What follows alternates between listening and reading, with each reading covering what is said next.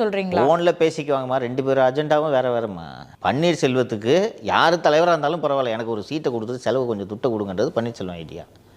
TTV தினகரனுக்கு Palaniswami ஒரு நாளும் கட்சியின் பொதுச் செயலாளராகவும் இருக்கக்கூடாது, முதலமைச்சராகவும் ஆகிவிடக்கூடாது. அதற்கு பன்னீர்செல்வத்தை பயன்படுத்துவார். இது பன்னீருக்கும் தெரியும் நம்மளை யூஸ் பண்ணுறாருன்னு. 2 பேரோட இன்ட்ரெஸ்ட்டும் மியூச்சுவலாக இருக்குது, கான்ட்ரிபியூட் ஆகுதுன்றதுக்காக அவர்கள் இதை செய்து கொண்டார். சார், செங்கோட்டையன் அவர்கள் வந்துட்டு டெல்லிக்கு போயிட்டு வந்தது வந்து ஒருங்கிணைக்கணும் அப்படின்னு சொன்னார். அதை வந்து வரவேற்கிறதா 2 பேரும் ஓபிஎஸ் அவர்களும் சொல்லியிருக்காங்க, டிடிவி தினகரன் அவர்கள் சொல்லியிருக்காங்க. சார், செங்கோட்டையன் எழுப்பிய அந்த எதிர்ப்பு குரலை பயன்படுத்தலாம் என்று 2 பேருமே ஆவலாக இருக்கிறார்கள். அதாவது இதெல்லாம் சேர்ந்து நாம் ஒருங்கிணைந்து அதிமுகவின் தலைமையை மாற்றலாம் என்று தர்மயுத்த காலகட்டத்துக்கு இவர்கள் மீண்டும் செல்லலாம், கடிகாரத்தை திருப்பி வைக்கலாம் என்று இவர்கள் உண்மையிலேயே நினைத்து கொண்டிருக்கிறார்கள். அந்த பார்ட்டி முழுமையாக பழனிசாமிக்கு கீழே வந்துருச்சு.